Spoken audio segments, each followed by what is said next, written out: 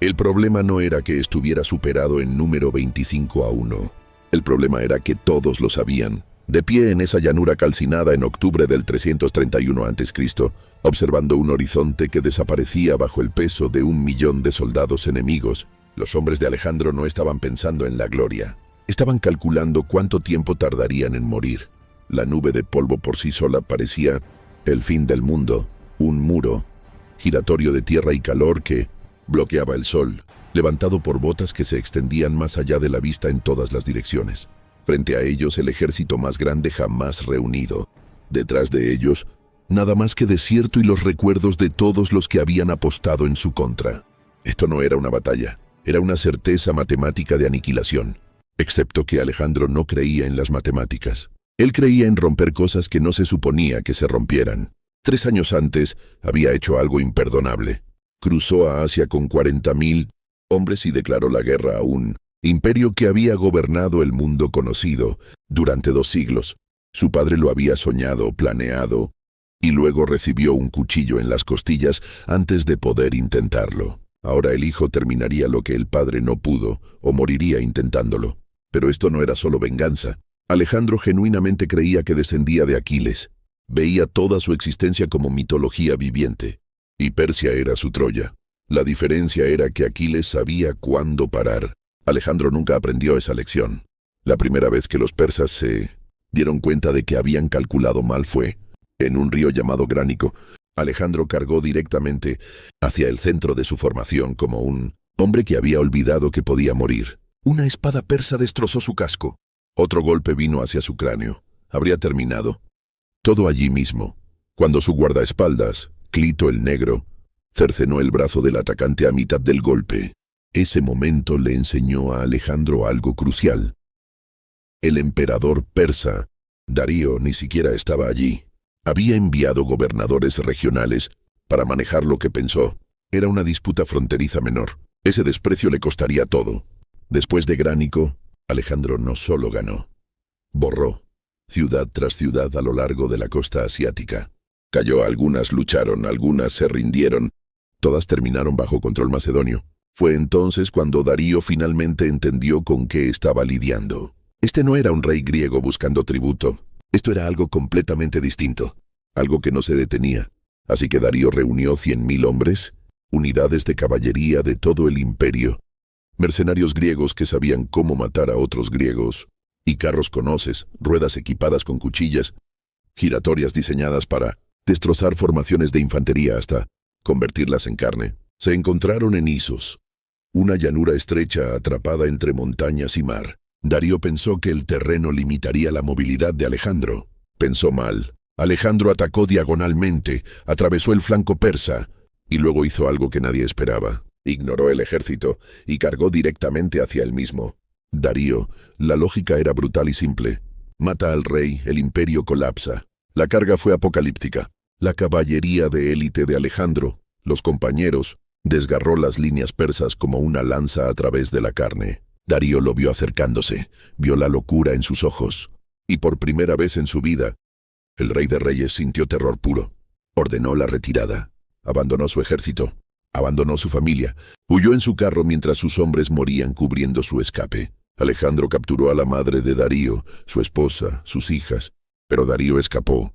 Esa fue la segunda humillación, no perder la batalla, sino que el mundo entero supiera que había huido. Después de Isos, Alejandro giró hacia el sur en lugar de perseguir.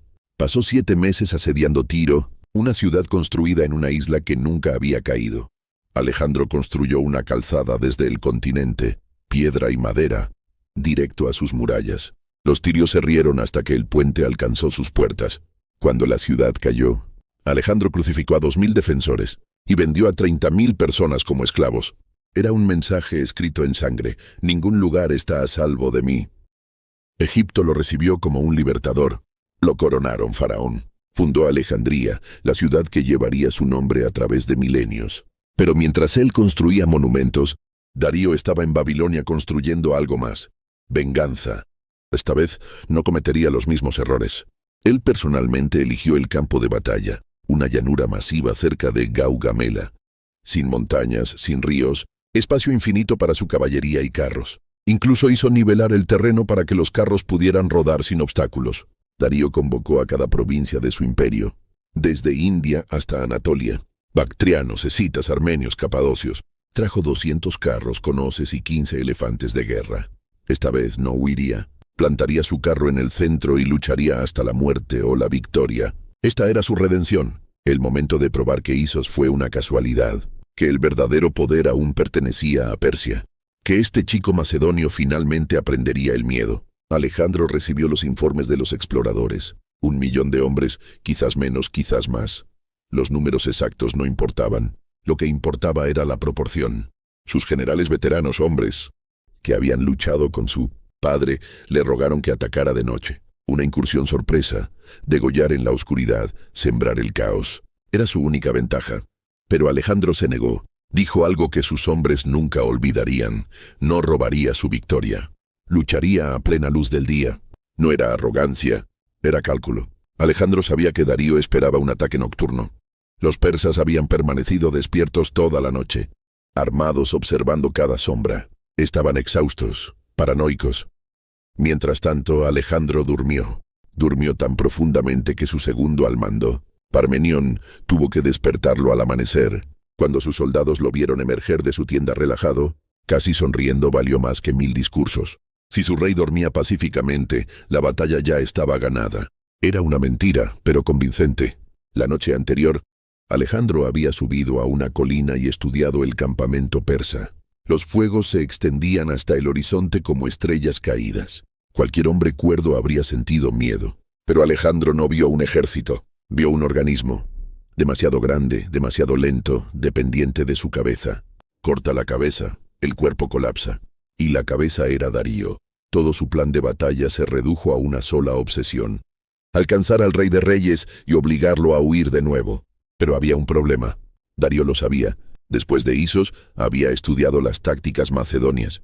Sabía que Alejandro cargaría hacia el centro, así que diseñó su formación específicamente para detenerlo. El centro era un muro impenetrable, infantería pesada, mercenarios griegos con lanzas largas, y detrás de ellos los inmortales, 10.000 élites persas que nunca habían conocido la derrota. Para alcanzar a Darío, Alejandro tendría que vadear un matadero. Los flancos eran igualmente mortales. En la izquierda persa, caballería bactriana, jinetes nómadas nacidos en caballos, rápidos y brutales, expertos en cerco. A la derecha más caballería, y frente a todo los carros con hoces. 200 máquinas de muerte rodantes con cuchillas girando en sus ruedas, diseñadas para destrozar la formación macedonia antes de que pudiera organizarse. Convertir hombres en hamburguesa era una trampa perfecta. Darío había transformado Gaugamela en una guillotina. El amanecer llegó el 1 de octubre del 331 a.C.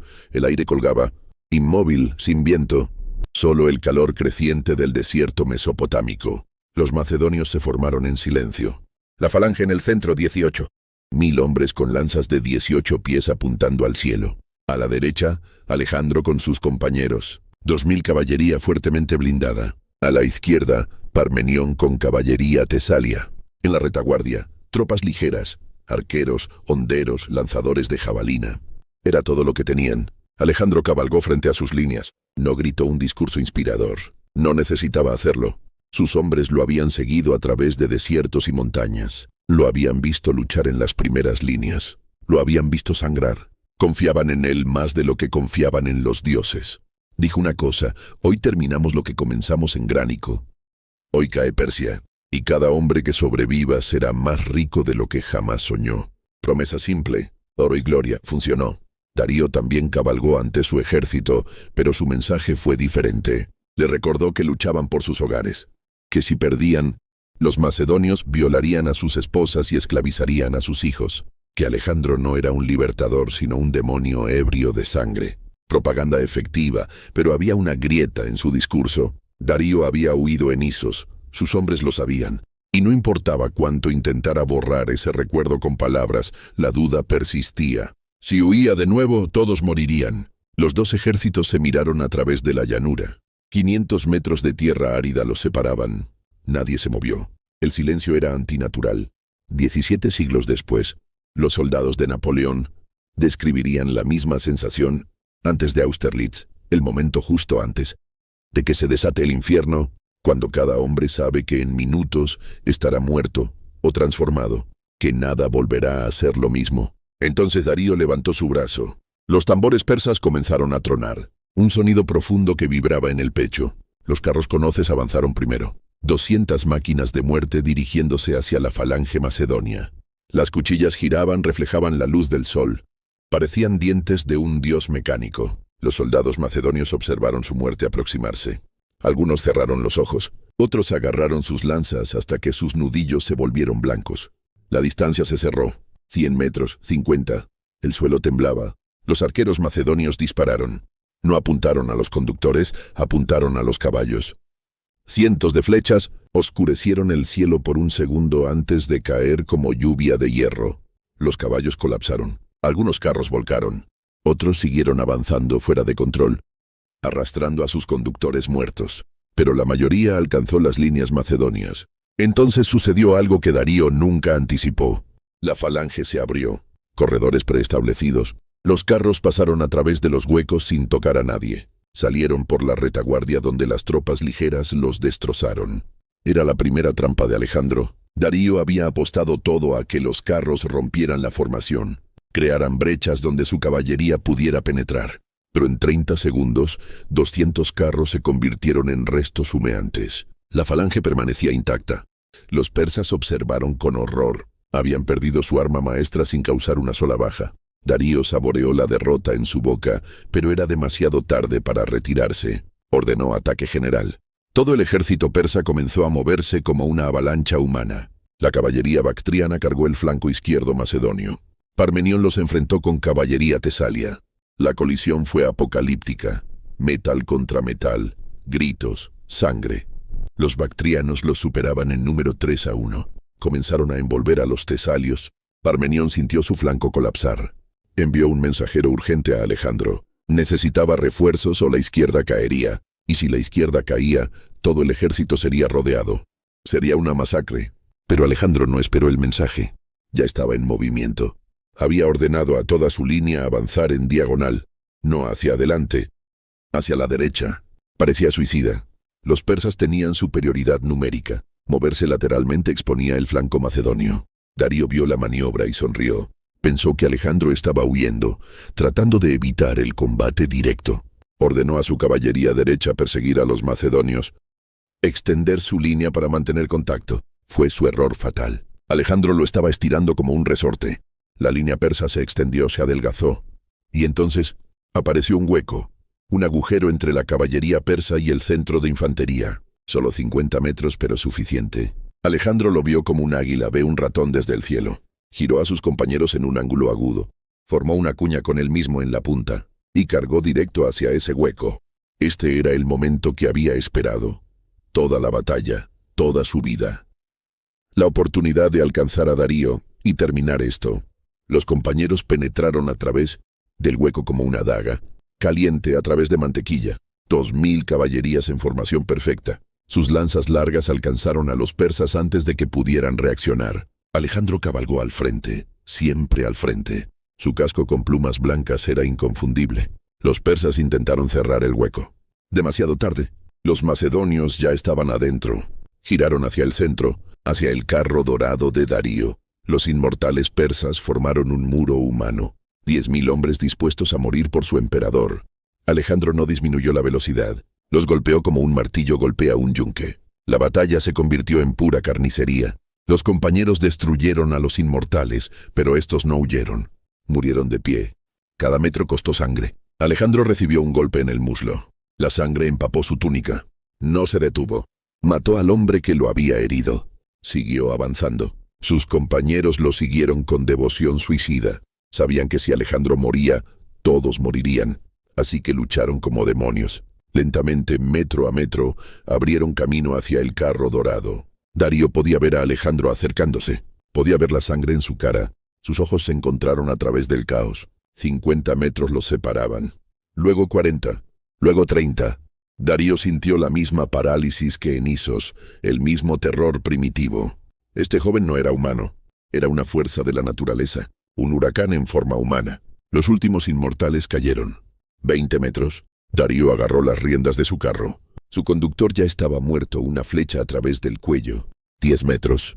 Alejandro levantó su lanza, apuntó directamente al pecho de Darío. Este era el momento. El rey de reyes iba a morir. Pero entonces Darío hizo algo inesperado. No huyó. Giró su carro, no para escapar, sino para cargar. Condujo directo hacia Alejandro. Era un acto de desesperación o coraje. Quizás ambos. Los caballos del carro colisionaron con el caballo de Alejandro. Bucéfalo, su legendario corcel, se tambaleó. Alejandro perdió el equilibrio por un segundo. Darío lo aprovechó, azotó a sus caballos. El carro pasó a Alejandro y se lanzó hacia la retaguardia. Este era el momento que había esperado. Toda la batalla, toda su vida. La oportunidad de alcanzar a Darío y terminar esto. Los compañeros penetraron a través del hueco como una daga, caliente a través de mantequilla. 2000 caballerías en formación perfecta. Sus lanzas largas alcanzaron a los persas antes de que pudieran reaccionar. Alejandro cabalgó al frente, siempre al frente. Su casco con plumas blancas era inconfundible. Los persas intentaron cerrar el hueco. Demasiado tarde. Los macedonios ya estaban adentro. Giraron hacia el centro, hacia el carro dorado de Darío. Los inmortales persas formaron un muro humano. 10.000 hombres dispuestos a morir por su emperador. Alejandro no disminuyó la velocidad. Los golpeó como un martillo golpea un yunque. La batalla se convirtió en pura carnicería. Los compañeros destruyeron a los inmortales, pero estos no huyeron. Murieron de pie. Cada metro costó sangre. Alejandro recibió un golpe en el muslo. La sangre empapó su túnica. No se detuvo. Mató al hombre que lo había herido. Siguió avanzando. Sus compañeros lo siguieron con devoción suicida. Sabían que si Alejandro moría, todos morirían. Así que lucharon como demonios. Lentamente, metro a metro, abrieron camino hacia el carro dorado. Darío podía ver a Alejandro acercándose. Podía ver la sangre en su cara. Sus ojos se encontraron a través del caos. 50 metros los separaban. Luego 40.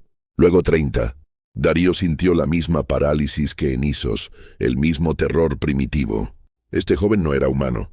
Era una fuerza de la naturaleza. Un huracán en forma humana. Los últimos inmortales cayeron. 20 metros. Darío agarró las riendas de su carro. Su conductor ya estaba muerto, una flecha a través del cuello. 10 metros. Alejandro levantó su lanza, apuntó directamente al pecho de Darío. Este era el momento. El rey de reyes iba a morir. Pero entonces Darío hizo algo inesperado. No huyó. Giró su carro, no para escapar, sino para cargar. Condujo directo hacia Alejandro. Era un acto de desesperación o coraje. Quizás ambos. Los caballos del carro colisionaron con el caballo de Alejandro. Bucéfalo, su legendario corcel, se tambaleó. Alejandro perdió el equilibrio por un segundo. Darío lo aprovechó, azotó a sus caballos. El carro pasó a Alejandro y se lanzó hacia la retaguardia. Los persas que vieron esto pensaron que su rey estaba maniobrando, ejecutando alguna táctica brillante. Pero los que estaban cerca conocían la verdad. Darío estaba huyendo de nuevo, abandonando su ejército en medio de la batalla. Los generales persas vieron el carro desaparecer. Vieron a Alejandro persiguiéndolo. Y en ese momento algo se rompió. No solo la línea de batalla, la voluntad colectiva. Si el rey de reyes huía, ¿por qué deberían morir ellos? La retirada comenzó como un susurro. Luego un murmullo. Luego un grito. Finalmente una estampida. 1.000.000 de hombres huyendo. 10.000, 100.000. El ejército más grande del mundo se desintegró en minutos. Parmenión todavía estaba luchando en el flanco izquierdo. No sabía que Darío había huido. No sabía que el centro persa había colapsado. Solo sabía que estaba rodeado. La caballería bactriana lo estaba destrozando. Sus tesalios estaban muriendo por docenas. Envió otro mensajero a Alejandro. Este más desesperado. Si los refuerzos no llegaban inmediatamente, el flanco izquierdo sería aniquilado. El mensajero encontró a Alejandro. En medio de la persecución de Darío. Gritó el mensaje. Alejandro miró hacia adelante. Darío estaba a 300 metros de distancia. Podía atraparlo, podía matarlo, terminar la guerra allí mismo. Pero si Parmenión caía, su ejército sería cortado en dos. Perdería miles de hombres. Quizás perdería la batalla a pesar de romper el centro persa. Era una decisión imposible. Gloria personal o supervivencia táctica. Alejandro maldijo. Giró a sus compañeros. Abandonó la persecución de Darío. Galopó de regreso hacia el flanco izquierdo. Fue la decisión más difícil de su vida. Probablemente la más inteligente. Darío desapareció en una nube de polvo. Libre de nuevo. Humillado de nuevo. Pero vivo. Los compañeros golpearon el flanco izquierdo como un rayo. La caballería bactriana no los vio venir. Estaban enfocados en destruir a Parmenión. Alejandro golpeó desde atrás. Fue como un mazo cayendo sobre vidrio. Los bactrianos se hicieron añicos. Algunos intentaron girar para enfrentar esta nueva amenaza. Otros huyeron inmediatamente. La mayoría quedó atrapada entre tesalios y compañeros. Fue una masacre. En 15 minutos, la caballería bactriana dejó de existir como fuerza de combate. El flanco izquierdo estaba seguro. La batalla había terminado, pero la matanza apenas comenzaba. Los persas huyeron en todas las direcciones. Sin orden, sin disciplina, solo terror animal. Los macedonios los cazaron como lobos cazan ovejas. No tomaron prisioneros. No tenían tiempo. Cada hombre que escapaba podía reorganizarse mañana, así que los mataban donde los atrapaban. Las llanuras de Gaugamela se convirtieron en un cementerio que se extendía por kilómetros. Los ríos cercanos se volvieron rojos. Literalmente, los cadáveres bloqueaban el flujo de agua. Era un apocalipsis. Los soldados de Alejandro caminaban sobre cuerpos mientras perseguían más víctimas. Algunos grupos persas intentaron resistir. Formaron círculos defensivos, escudos afuera, lanzas apuntando en todas las direcciones. Los macedonios los rodearon y los aniquilaron metódicamente. Flechas primero, luego cargas de caballería, luego infantería para terminar con los sobrevivientes. Al anochecer, el campo de batalla era irreconocible. No quedaba hierba, solo sangre seca y cadáveres. Los historiadores antiguos hablan de 40.000 persas muertos. Probablemente una exageración, pero incluso si fueron 20.000, fue una catástrofe sin precedentes. Los macedonios perdieron menos de 2.000 hombres. La proporción era obscena. 10 persas muertos por cada macedonio. El tipo de victoria que define eras, que cambia la dirección de la civilización. Todos lo sabían. Alejandro no celebró esa noche. Estaba furioso. Darío había escapado de nuevo. Ordenó a un escuadrón de compañeros perseguirlo. No se detengan hasta encontrarlo, vivo o muerto, preferiblemente vivo. Alejandro quería mirarlo a los ojos cuando tomara su corona. Quería que Darío se arrodillara, reconociera públicamente que Alejandro era el nuevo señor de Asia. Sin eso, la victoria se sentía incompleta, como matar un dragón pero perder su cabeza como trofeo, funcionalmente efectivo, simbólicamente insatisfactorio. Los perseguidores galoparon toda la noche. Siguieron el rastro de Darío hacia el este, hacia las tierras altas medas, pero el rey de reyes tenía una ventaja. Conocía el terreno, tenía caballos frescos en cada estación de postas. Los compañeros tenían monturas exhaustas, heridas. Después de 2 días, se rindieron. Regresaron a Alejandro y le informaron que Darío había desaparecido en las tierras altas. Alejandro aceptó la noticia con calma fría. Dijo algo simple: no importa dónde se esconda, lo encontraremos. Y cuando lo hagamos, no habrá un tercer escape. Era una promesa, y Alejandro siempre cumplía sus promesas. Mientras tanto, las noticias de Gaugamela se extendieron como fuego. Las ciudades persas cercanas abrieron sus puertas sin resistencia. Arbela cayó en un día. Babilonia envió emisarios ofreciendo sumisión total. Susa hizo lo mismo. El imperio persa se estaba desmoronando como un edificio sin cimientos. Cada sátrapa, cada gobernador, cada comandante local hizo sus propios cálculos. Algunos decidieron resistir. La mayoría decidió sobrevivir. Y sobrevivir significaba reconocer a Alejandro como el nuevo gran rey. Alejandro marchó hacia Babilonia. La entrada fue triunfal. Los sacerdotes lo recibieron como libertador. Le ofrecieron los tesoros del templo de Marduk. Le dieron la corona de Babilonia. Alejandro aceptó con humildad calculada. No se presentó como conquistador extranjero, sino como heredero legítimo, como el siguiente en una línea que incluía a Hammurabi y Nabucodonosor. Propaganda brillante. Los babilonios, hartos de la dominación persa, le creyeron, o al menos fingieron hacerlo. Desde Babilonia, Alejandro envió mensajeros a cada provincia del imperio. El mensaje era simple: ahora él era el gran rey. Cualquiera que lo reconociera, mantendría su posición y tierras. Cualquiera que resistiera sería destruido sin piedad.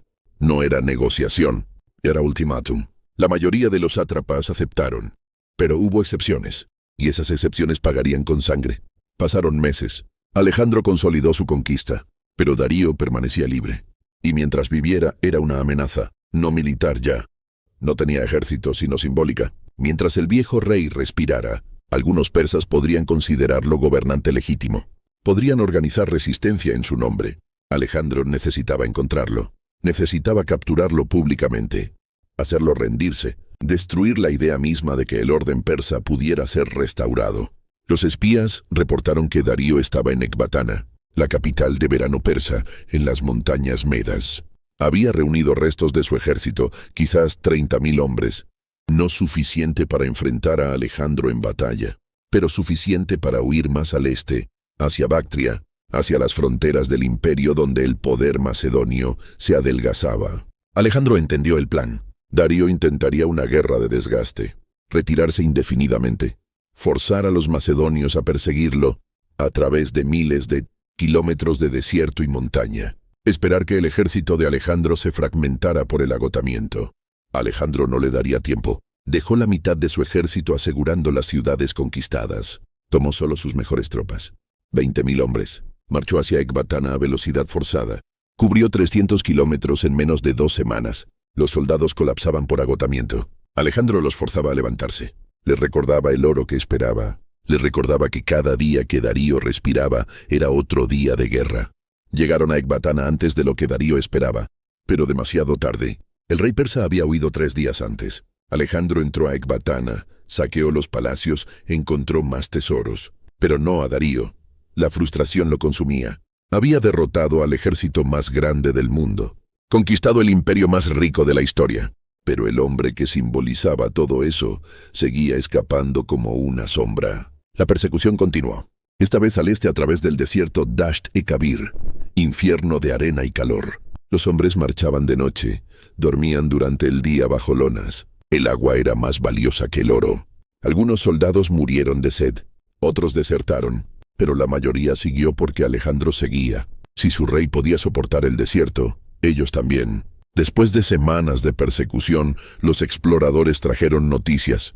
Habían encontrado el rastro de Darío. Se dirigía al norte, hacia las provincias orientales. Pero algo estaba mal. El ejército persa se movía lentamente. Demasiado lento, como si algo lo estuviera retrasando. Alejandro ordenó aumentar el ritmo. Dejó atrás la infantería pesada.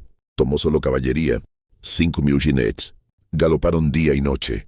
Los alcanzaron en un camino polvoriento cerca de un pueblo llamado Hecatómpolis. Pero no encontraron un ejército. Encontraron un campamento en caos. Los generales persas habían arrestado a Darío, lo encadenaron. Planeaban entregarlo a Alejandro a cambio de clemencia, o matarlo y huir al este. Aún no habían decidido. Cuando vieron el polvo de la caballería macedonia acercándose, entraron en pánico. Tomaron una decisión final. Si no podían usar a Darío como moneda, al menos le negarían a Alejandro el placer de capturarlo vivo. Cargaron al rey encadenado en un carro y huyeron. Alejandro vio el carro alejándose. Espoleó a Bucéfalo. Galopó más rápido que nunca. Sus compañeros lo siguieron, pero el carro era ligero. Los caballos persas estaban frescos. La distancia no se cerraba. Los generales persas miraron hacia atrás. Vieron a Alejandro acercándose. Supieron que no escaparían. Así que hicieron lo último que podían. Clavaron sus lanzas en el cuerpo de Darío. 1 vez, 2 veces, 3 veces. Dejaron el carro en el camino y huyeron en diferentes direcciones. Alejandro llegó minutos después. Encontró a Darío sangrando en el polvo. El rey de reyes, emperador del imperio más grande del mundo, muriendo solo como un perro. Alejandro desmontó. Caminó hacia el carro. Darío todavía respiraba. Burbujas de sangre emergían de su boca con cada aliento. Sus ojos encontraron a Alejandro. No había odio en ellos, solo resignación, quizás alivio. 3 años huye, 3 derrotas, 2 traiciones. Primero sus generales lo abandonaron, ahora lo habían asesinado. Darío intentó hablar. Alejandro se arrodilló a su lado. Acercó su oído a los labios del moribundo. Las palabras eran apenas un susurro. Darío pidió algo. No venganza, no piedad por su familia. Le pidió a Alejandro que persiguiera a los traidores que lo habían matado. Era irónico. El hombre que había destruido el imperio de Darío ahora recibía su última orden como si fuera un súbdito leal. Alejandro asintió. Prometió que los traidores morirían. Darío cerró los ojos. Exhaló. El rey de reyes había muerto en los brazos de su enemigo. Alejandro se quedó allí 1 minuto completo en silencio. Sus compañeros observaban sin atreverse a interrumpir. Finalmente Alejandro se levantó. Ordenó que el cuerpo de Darío fuera tratado con honores completos, embalsamado, llevado a Persépolis y enterrado en las tumbas reales junto a sus ancestros. Era respeto genuino, un teatro político magistral. Probablemente ambos Los generales persas que habían asesinado a Darío huyeron hacia Bactria. Creían que el asesinato les daba ventaja, que Alejandro los recompensaría por resolver su problema. Estaban equivocados. Alejandro los persiguió con furia sistemática, no porque amara a Darío, sino porque el regicidio era intolerable. Si dejaba vivir a estos hombres, establecía un precedente. Cualquier gobernador podría asesinar a su rey y esperar clemencia del conquistador. Eso destruiría el orden. Beso fue el primero en caer. El sátrapa de Bactria, el hombre que había clavado la primera lanza en Darío. Los macedonios lo encontraron escondiéndose en un pueblo de montaña. Lo arrastraron ante Alejandro encadenado, sin juicio, sin palabras. Alejandro ordenó ejecución inmediata, pero no una ejecución común. Lo ataron entre dos árboles doblados. Cuando soltaron los árboles, se enderezaron violentamente. El cuerpo de Beso se partió en dos. Era un castigo persa tradicional para regicidas. Alejandro estaba enviando un mensaje. Ahora él era el verdadero heredero de Persia. Defendía sus leyes. Castigaba sus crímenes. Otros generales traidores fueron capturados uno por uno. Algunos murieron luchando. Otros fueron ejecutados públicamente. Alejandro se aseguró de que cada ejecución fuera presenciada por nobles persas. Quería que vieran que él protegía el honor de Persia mejor que los propios persas. Propaganda sofisticada. Transformó la conquista militar en restauración legítima. Con Darío muerto y sus asesinos ejecutados, Alejandro era indiscutiblemente el gran rey de Persia. Pero el título no significaba nada si no podía mantener el imperio. Y el imperio era enorme. Se extendía desde Egipto hasta India. Docenas de pueblos, cientos de idiomas, miles de costumbres diferentes. Gobernarlo requería más que fuerza militar. Requería administración, diplomacia, compromiso. Alejandro entendió esto mejor que cualquier conquistador antes que él. No intentó helenizar Persia por la fuerza. En cambio, adoptó costumbres persas. Usó ropa persa. Se casó con nobles persas. Sus generales macedonios lo odiaron por ello. Veían las costumbres persas como bárbaras. Veían el matrimonio con persas como traición a la sangre griega. Pero Alejandro no les dio opción. Ordenó a sus oficiales también casarse con mujeres persas. Aprender el idioma. Respetar las tradiciones locales. Era ingeniería social a escala masiva. Estaba tratando de crear una nueva élite greco-persa que gobernaría el imperio fusionado. Era visionario, práctico y generó un profundo resent entre sus propios hombres, resentimiento que eventualmente tendría consecuencias mortales. Pero eso vendría después. Por ahora Alejandro consolidó su conquista, reconstruyó ciudades destruidas en las guerras, fundó nuevas ciudades con su nombre: Alejandría en Aria, Alejandría en Aracosia, Alejandría Eschate en las fronteras de Sogdiana. Cada ciudad era un puesto militar y centro comercial, poblada con veteranos macedonios y colonos locales. Era una red de control que se extendía como una telaraña sobre el imperio. En Persépolis, Alejandro hizo algo que manchó su legado. Quemó el palacio. Las razones exactas se debaten. Algunos dicen que fue venganza por la destrucción de Atenas, 150 años antes. Otros dicen que fue un accidente durante una fiesta de borrachos. Otros que fue una declaración política. El viejo orden persa estaba muerto. Cualquiera que fuera la razón, el resultado fue catastrófico. El palacio más magnífico del mundo antiguo ardió durante días.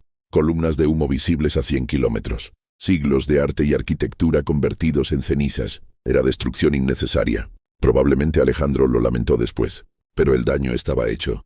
Persépolis en ruinas simbolizaba algo más grande: el fin de un mundo.